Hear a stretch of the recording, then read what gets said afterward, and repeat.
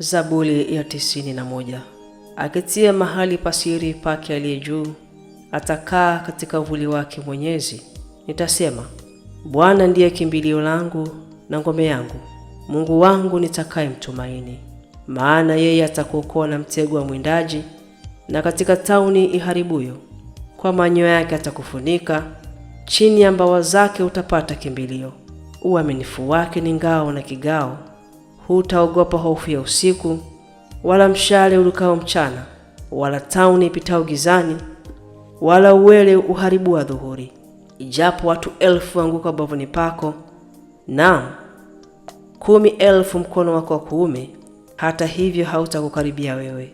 Ila kwa macho yako utatazama na kuyaona malipo yasiyo haki.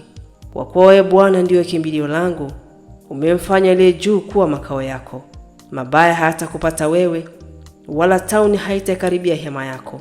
Kwa kuwa atakuagizia malaika zake wakulinde katika njia zako zote.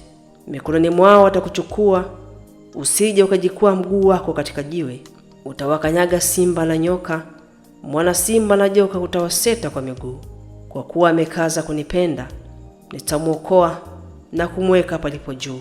Kwa kuwa amenijua jina langu, ataniita nami nitamwitikia. Nitakuwa pamoja naye taabuni, nitamwokoa na kumtukuza. Kwa siku nyingi nitamshibisha, nami nitamwonyesha wokovu wangu.